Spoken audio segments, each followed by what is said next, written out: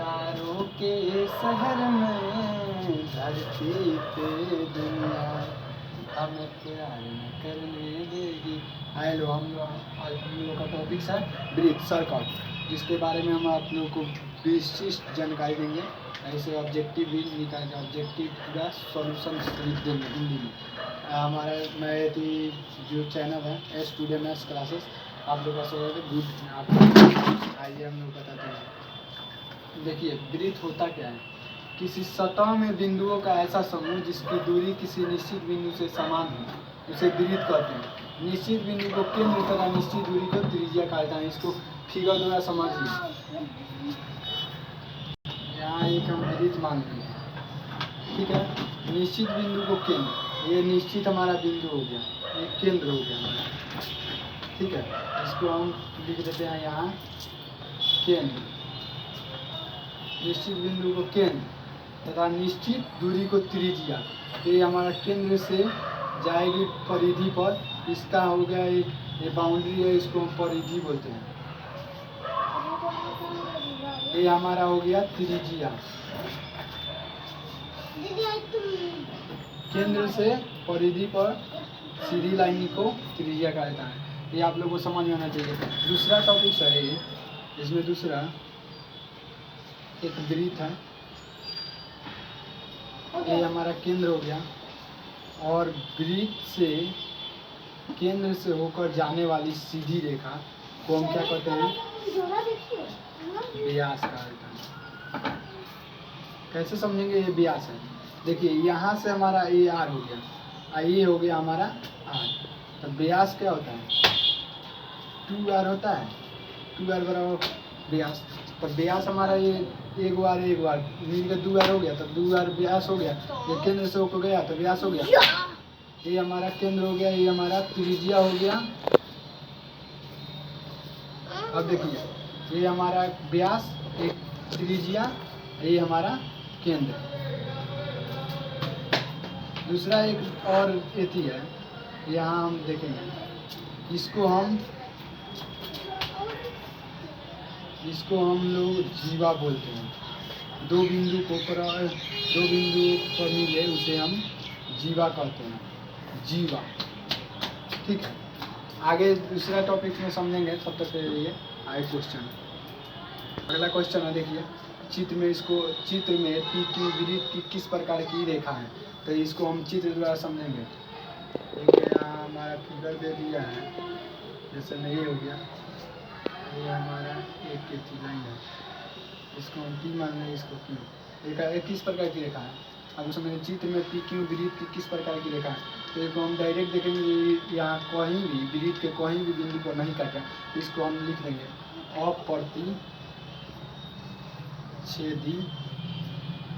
अप्रतिच्छेदी रेखा, ठीक है। अब दूसरा हम देखेंगे, इसको वृत्त के केंद्र पर का कोण परिधि पर के कोण का दुगुना होता है। वृत्त पर के केंद्र का मतलब क्या? देखिए, हम वृत्त बना रहे हैं, ये वृत्त हो गया। इसको हम इस तरह कर लेंगे, इसको इस तरह कर लेंगे, इसको हम 60 मान लेंगे, इसको हम 30 मान लेंगे, इसको ए, इसको बी, तो वृत्त पर के केंद्र का कोण परिधि पर के कोण का दुगुना होता है। तो इसको कैसे लिखेंगे? 2 कोण AOB, 2 कोण AOB बराबर 2 कोण APB। इसको हम कैसे मान लेंगे? ये कौन P है, कौन B है, कौन A है, इसको हम देखें। जैसे में इसको हम वृत्त के केंद्र पर का कोण परिधि पर के कोण का दुगुना होता है, तो इसको हम P मान सकते हैं। PAB, इसको हम थोड़ा सॉरी हो गया, यहाँ गलती हो गया है, PAB। तो PAB, तो इसको हम पहले मान लेंगे, इसको हम देखिए कैसे लिखेंगे। कोण AOB बराबर 2 कोण APB लिख सकते हैं। देखिए, वृत्त के केंद्र पर का कोण परिधि पर के कोण का दुगुना होता है, तो लिख लेना P। ये 30 डिग्री हो गया, ये हमारा 60 डिग्री होगा, तो PAB कोण ए ओ बी बराबर 30 डिग्री 60 डिग्री। आए हो गया ए पी बी बराबर, और वृत्त पर के केंद्र का दुगुना, वृत्त के केंद्र पर का कोण परिधि पर के कोण का दुगुना होता है। ये हम लोग को पता होना चाहिए, वृत्त के केंद्र पर का कोण है। ये हमारा परिधि है, परिधि पर का कोण का दुगुना होता है। ये हम लोग सब आगे वाला क्वेश्चन समझेंगे।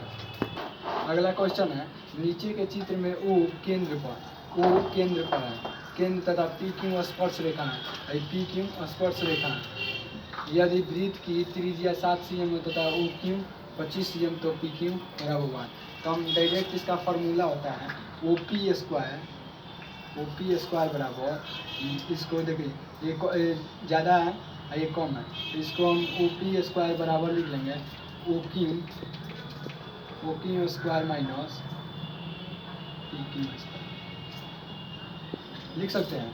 ओ पी स्क्वायर बराबर ओ क्यू स्क्वायर बराबर ओ पी स्क्वायर। तो ओ पी कितना दिया हमारा 7 का स्क्वायर बराबर ओ क्यू कितना दिया है 25 का स्क्वायर माइनस ओ क्यू कितना दिया है पी क्यू कितना दिया हमारा दिया, तो पी क्यू का पी क्यू बनाने दीजिए।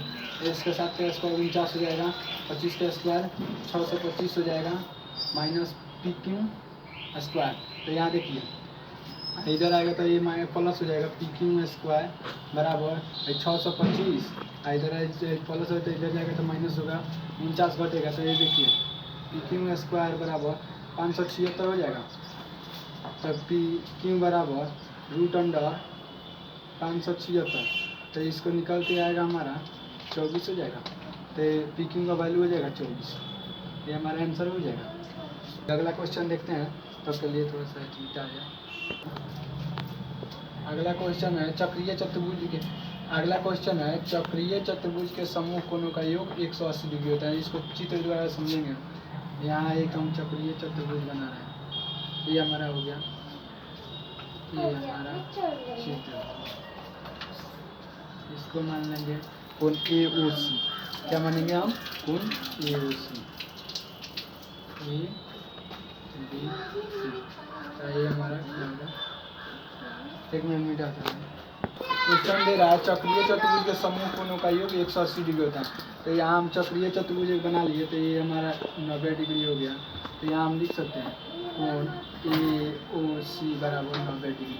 हमारा ये कोण ए हो गया, ए ओ सी, ए ओ सी हमारा ए को 90 डिग्री होता है, ए को ए भी 90 डिग्री होता है, दोनों मिलाकर 180 डिग्री होता है। चतुर्भुज का समूह कोणों का योग 180 डिग्री हो गया। ठीक है, और दूसरा क्वेश्चन देखेंगे, किसी बराह बिंदु से वृत्त पर खींची गई 2 स्पर्शी रेखा की लंबाई होगी।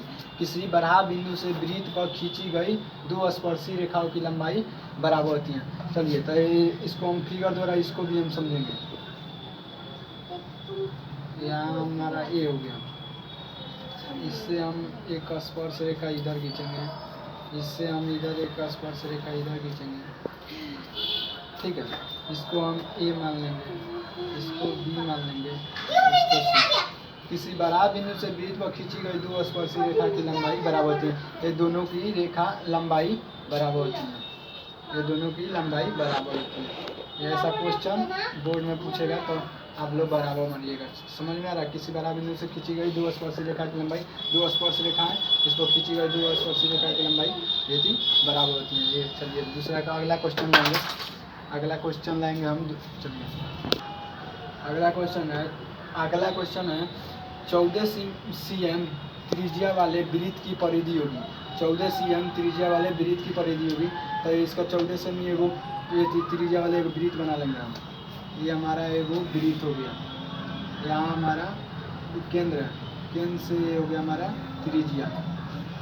ये हम आप लोग को बताना चाहते हैं कि केंद्र वृत्त पर केंद्र से कहीं भी कोई भी रेखा खींचिए वो सब त्रिज्या ही होती है, सब ये बराबर ही होती है। सब त्रिज्या केंद्र से परिधि पर खींचा गया रेखा त्रिज्या कहलाती है। ये आप लोगों को कहीं भी खींचिए ये सब त्रिज्या कहलाती है, और केंद्र से होकर सीधी रेखा जाने वाली ये त्रिज्या कहलाती है, केंद्र थी व्यास कहलाती है। ठीक है, चलिए ये हमारा दे दिया हमारा 14 सेंटीमीटर। तो कह रहा है वृत्त की परिधि। तो आप लोगों को पता है वृत्त की परिधि क्या होता है? वृत्त की परिधि बराबर 2 पाई r, 2 गुने आर का पाई का मान 22 के साथ ले लिए और गुने आर हमारा दे दिया 14 सेंटीमीटर, तो 7 दूना 14, तो 22 दूना, ये हमारा 22 दूना 44 और गुने 2, 22 दूना 44 दूना कितना हो जाएगा, 4 दूना 8, 4 दूना 8, 88 सेंटीमीटर। इसका अगला क्वेश्चन आप देखेंगे। एक समकोण त्रिभुज, अगला क्वेश्चन है, एक समकोण त्रिभुज ABC में कोण B बराबर 90 डिग्री, BA बराबर 5 सेंटीमीटर, BC बराबर 4 सेंटीमीटर, त्रिभुज के अंतर्वृत्त की त्रिज्या होगी। देखिए हमारा दे दिया है, कितना दिया है, AB कहिए या BA कहिए। AB हमारा 4 सेंटीमीटर दे दिया है, BC हमारा 3 सेंटीमीटर। एक सेकंड देखिए हमारा थोड़ा सा क्वेश्चन यहाँ जो था ना गलत हो गया था, लिखने में 4 या 5 लिखने में थोड़ा सा गलत हो जाता है। देखिए हम दूसरा उसी क्वेश्चन को बनाना है। एक समकोण त्रिभुज ABC में कोण B बराबर 90 डिग्री, BA बराबर 4 सेंटीमीटर, BC बराबर 3 सेंटीमीटर, त्रिभुज के अंतर्वृत्त की त्रिज्या होगी। देखिए तो यहाँ हम अब दूसरा निकाल लिए, तो देखिए एक फिगर बना है, ये समकोण त्रिभुज हो गया, समकोण त्रिभुज का रहा है, ABC हो गया हमारा, उसके कोण B का मान यहाँ कोण B हमारा 90 डिग्री बनता है, ठीक है, कोण B हमारा 90 डिग्री हो गया। हमारा कह रहा है एक एथी है, ठीक है, BA बराबर हमारा दे दिया है, AB कहिए या BA कहिए, BA बराबर 4 सेंटीमीटर दे दिया, BC बराबर 3 सेंटीमीटर, तो त्रिभुज के अंतर्वृत्त की त्रिज्या है, वृत्त की त्रिज्या करा, तो त्रिज्या हमारा कैसे निकलेगा, जब ये तीनों हमारा पता रहेगा तब ना। तो इसको हम कैसे पता करेंगे, तो देखिए इसको हम डायरेक्ट कर सकते हैं, 4 का स्क्वायर प्लस 3 का स्क्वायर 9, 4 का स्क्वायर 16 प्लस 9 कितना होगा, 25 होगा, 25 का कितना होगा 5, तो ये हमारा 5 सेंटीमीटर निकल गया। इस तरह निकाल लीजिएगा, ठीक है, ज़्यादा तब इसका सूत्र एक है, इसको हम सूत्र का माध्यम से आपको बनाएंगे। देखिए R बराबर होता है A plus B minus C बटा 2, तो देखिए R बराबर हो जाएगा, ये हमारा दे दिया कितना 4 प्लस B कितना दे दिया 3 माइनस C कितना दे दिया हमारा 5 और बटा 2 कर लीजिए। तो देखिए 4 और 3 7 माइनस 5 बटा 2, 7 में 5 गया 2 बटा 2, इसका मान कितना आ गया 1 सेंटीमीटर निकल गया। चलिए आगे वाला क्वेश्चन देखेंगे। अगला क्वेश्चन है, बगल के चित्र में दो समकेंद्रीय वृत्तों की केंद्र, बगल के चित्र में दो समकेंद्रीय वृत्तों का केंद्र O है, जिसकी त्रिज्या क्रमशः 5 सेंटीमीटर और 4 सेंटीमीटर, तो AB की लंबाई होगी। देखिए ये हमारा दे दिया है 5 सेंटीमीटर, बड़ा कुछ ये हमको दे दिया है 4 सेंटीमीटर कह रहा है, तो ये AB की लंबाई है, AB की लंबाई है, तो पहले हमें ये तीनों पता होगा तब ना कैसे निकलेगा, तो हम डायरेक्ट कर लेंगे AP स्क्वायर बराबर OA स्क्वायर प्लस OP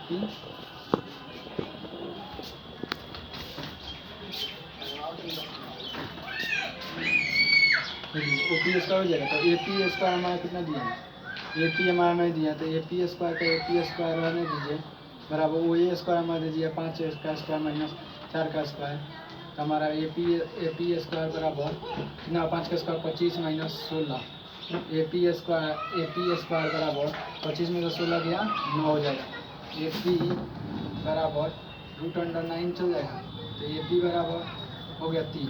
अब देखिए अब इसको हम दूसरा निकाल लेंगे, तो कह रहा है AB स्क्वायर, तो AB हम लिख लेंगे, AB बराबर ये हमारा जब निकल गया 3 सेंटीमीटर, AP की लंबाई 3 सेंटीमीटर निकल गया, तो 3 गुने AB 2 कर देंगे, 3 गुना 6 सेंटीमीटर, AB की लंबाई हमारा 6 सेंटीमीटर हो गया। अब अगला क्वेश्चन थोड़ा सा देखेंगे, तब तक लेना चाहिए। देखिए अगला क्वेश्चन है, दो वृत्तों की त्रिज्याओं का अनुपात A अनुपात B है, तो उनके क्षेत्रफलों का अनुपात। देखिए यहाँ क्षेत्रफल कर दिया तो स्क्वायर लगा दीजिएगा, जैसे मैं आपको बता दे रहा हूँ A अनुपात B है तो A स्क्वायर अनुपात B स्क्वायर। क्षेत्रफल जहाँ भी लास्ट में कर दिया, दो वृत्तों के त्रिज्याओं का अनुपात A अनुपात B है, त्रिज्या कह रहा है ए अनुपात बी है, उनके क्षेत्रफल कह दिया तो स्क्वायर लगा दीजिएगा, इसका यही आंसर हो जाएगा। ठीक है। और दूसरा क्वेश्चन है, दो वृत्तों के क्षेत्रफलों का अनुपात, यहाँ क्षेत्रफल दे रहा है, क्षेत्रफलों का अनुपात 4:9 है, उनके त्रिज्याओं का अनुपात, देखिए यहाँ क्षेत्रफल कहा तो रूट लगा दीजिएगा। ठीक है। तो देखिए दो वृत्तों का जो अनुपात क्षेत्रफलों का अनुपात 4:9 है तो उनके त्रिज्याओं का अनुपात क्या होगा, तो देखिए यहाँ 4 अनुपात √9 तो क्या होगा 2:3, इसका आंसर यही होगा। अब किसी वृत्त की त्रिज्या, अगला क्वेश्चन है, किसी वृत्त की त्रिज्या 3 गुनी कर दी जाए तो नए एवं पुराने वृत्तों की परिधियों का अनुपात क्या होगा। देखिए कह रहा है, फिर से ये क्वेश्चन सुन लीजिए, किसी वृत्त की त्रिज्या 3 गुनी कर दी जाए तो नए एवं पुराने वृत्तों की परिधियाँ क्या होगी। तो वृत्त की त्रिज्या 3 अनुपात मान लीजिए 1 है तो 3:1 हो जाएगा। कैसे, क्योंकि 3 गुनी कर रहा है तो 3:1 होगा। त्रिज्या बढ़ता है तो ये परिधि नहीं बदलता है, त्रिज्या बढ़ता है मगर त्रिज्या का त्रिज्या 3 गुनी कर दी जाए तो परिधि का अनुपात क्या होता है, परिधि नहीं बदलता है, परिधि का अनुपात उतना ही रह जाएगा, 3:1 हो जाएगा इसका आंसर। चलिए।